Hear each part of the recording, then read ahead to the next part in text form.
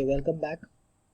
This priceless commodity, the English language, was not so widespread in our village decade ago. That's why Ranga's homecoming was a great event. People rushed to his doorstep announcing the accountant's son has come. The boy who had gone to Bangalore for his studies is here, it seems. And come, Ranga is here. Let's go and have a look.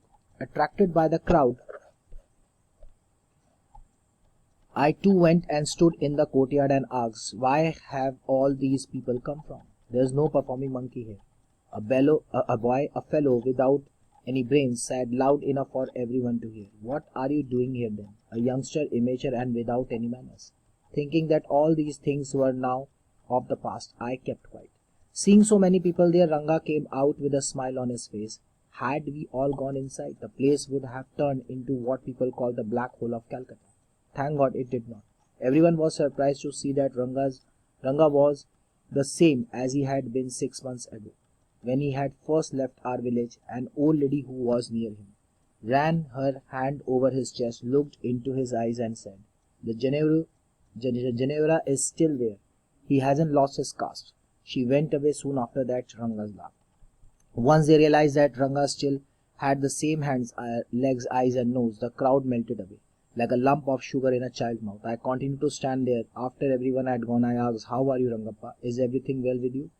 It was only then that Ranga noticed me. He came near me and did namaskar respectfully, saying, I am all right with your blessings. I must draw your attention to this aspect of Ranga's character. He knew when it would be to his advantage to talk to someone, and rightly address the people's word. As for his namaskar to me, he did not do it like any present day boy, with his head up toward the sun, standing stiff like a pole without joints, jerking his body as if it was either a wand or a walking stick. Nor did he merely fold his hands. He bent low to touch my feet. May you get married soon, I said. Blessing him after exchanging a few pleasantries, I left. That afternoon when I was resting, Ranga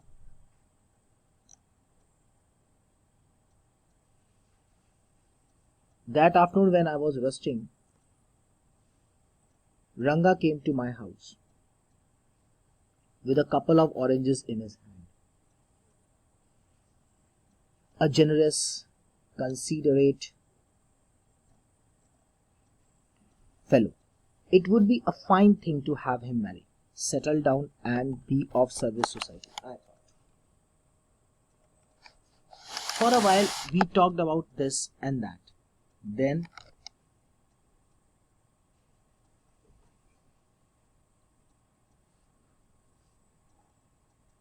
I came to the point. Rangappa, when do you plan to get married? I'm not going to get married now, he said. Why not? I need to find the right girl. I know an officer who got married only 6 months ago. He's about 30 and his wife is 25.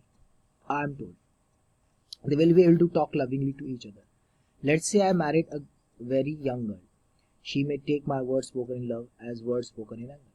Recently a troupe in Bangalore staged the play Shakuntala. There is no question of Dushyant falling in love with Shakuntala if she were young, like the present day bride, is there? What would have happened to Kalidas' play? If one gets married, it should be to a girl who is mature. Otherwise, one should remain a bachelor. That's why I am marrying now.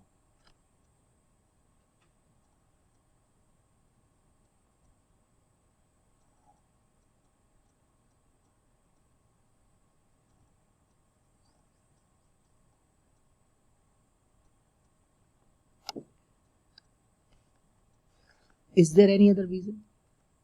A man should marry a girl he admires. What we have now are arranged marriages. How can one admire a girl with a milk stains on one side of her face and wetness on the other, or so young that she doesn't even know how to bite her fingers? One a neem fruit, the other a bitter gourd. Exactly, Ranga said, laughing. I was distressed that the boy who I thought would make a good husband had decided to remain a bachelor. After chatting for a little longer, Ranga's left. I made up my mind right then that I would get him married. Ramarao niece, a pretty girl of 11, had come to stay with him. She was from a big town, so she knew how to play the veena and harmonium. So she also had a sweet voice. Both her parents had died, and her uncle had brought her home. Ranga was just a boy for her, and she the most suitable bride for him. Since I was a frequent visitor to Ramarao's place. The girl was quite free with me. I completely forgot to mention her name, Ratna.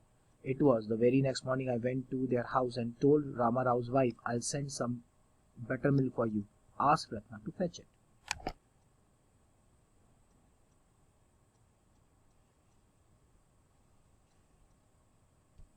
Now the explanation.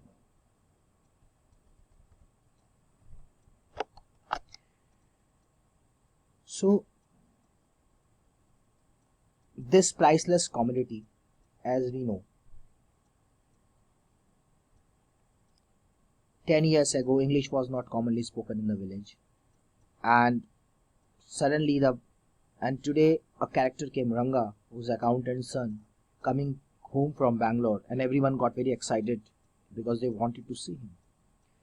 Fascinated by all the crowd, the writer also went there and asked people why they were gathered. So he could not see anything entertaining happening there, just like a performing monkey. Nothing was there. Then a boy without brains shouted aloud for everyone to hear, rude way. This, Hurry, Ranga is coming, Ranga is there, Ranga is there. The narrator called him immature. All the people were waiting outside Ranga's house because the place would like a black hole of Calcutta if they went all inside. So by saying this, narrator means that there were so many people that house would have fallen short to accommodate them all.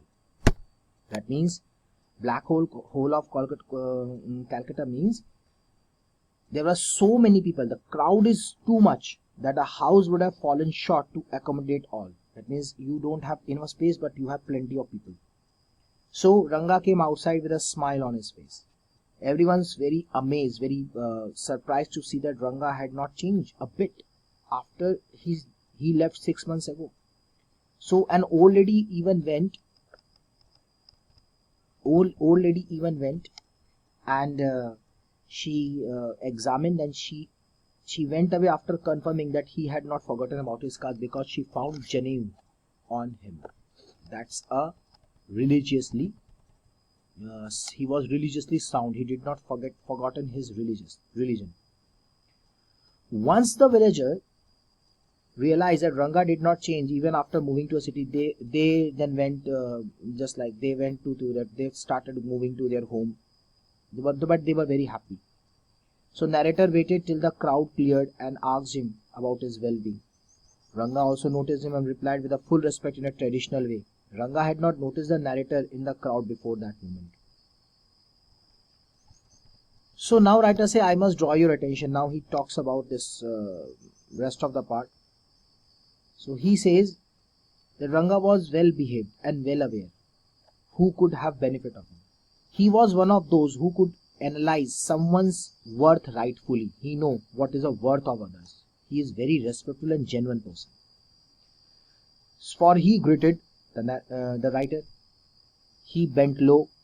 Ranga bent low. He touched his feet with his two hands. This shows the moral values.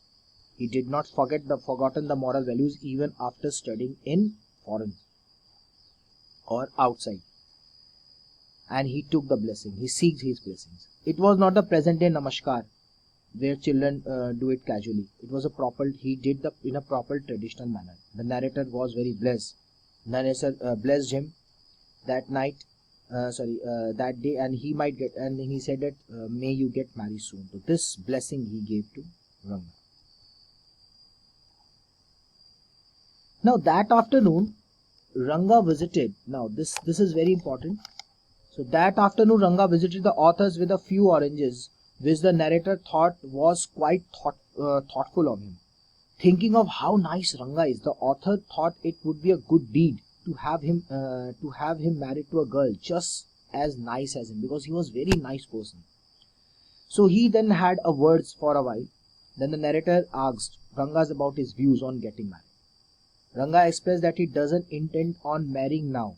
He is not interested because he intent on finding the right girl. Actually, he is finding a right girl for him. The city is the example of an officer who got married at the age of 30 to a woman. So he gives one example of an officer who got married at the age of 30 to a woman whose age is 25. Now says that now since both are adults, they would understand each other's actions and behavior. Whereas the writer finds a girl who is very young, she could misunderstand his words or actions because she is not mature enough. So he even mentioned the love story of Shakuntala and Dushyant from Mahabharata, and that he would not have fallen in love with Shakuntala if she were too young. So in that case, Kalidas play would also have existed. That is why he is interested on saying a bachelor till he finds a right. He does not want to fall in love with anyone. He does not want to live like a character of Dushyant. Then here then again any other reason. So here the narrator introduced us to a new character named Ratna. She is 11 years old, Rama Rao's niece. She had lost both parents, so her uncle brought her from the big town to his home with him. She had a great voice and could play harmonium and veena. The narrator thought that Ratna would make a great pair for. That means would be fit for him. Fine. So Ratna was quite familiar with the narrators because was with the writer, as he visited Rama's place frequently. The writer thought of a plan to introduce Ratna to Ranga. He asked Rama to send Ratna to his place as he wanted to some buttermilk for him. So that day Ratna came. It was Friday. It was Friday. Fine. She was all dressed up. Narrator, insist upon her to sing a song. Narrator just requested to sing a song, and the song was a bhajan, Krishna Murti in front of my eyes, the Lord Krishna in front of my eyes. So Ranga arrived at the door when she was singing. Her melancholic voice, beautiful voice, melodious voice, touched his ears, and he did not want to interrupt to singing. So he stood at the door. He was very curious to see the singer, very interested to see the singer, but very cautiously he tried to have a look which disturbed the lighting in the room. On seeing the stranger, when she saw the stranger, she immediately stopped the singing. Fine. Now this he gives an example that this scene is less like the narrator compares Ranga's situation to the disappointment of dropping a best mango called. Suppose you are having a best mango in your hand and suddenly, while you eat, it slips on your hand and drops on the floor, fallen on the floor.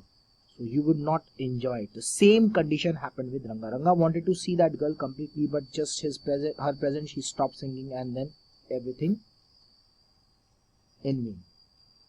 So it was as if enjoyed great had been stolen before one to have fully enjoyed. Ranga asked the narrator why he called for him. Ranga asked that why have you called? So Ratna was shy and thus looked downwards, whereas Ranga sadly glanced at her. There was an awkward silence in the room.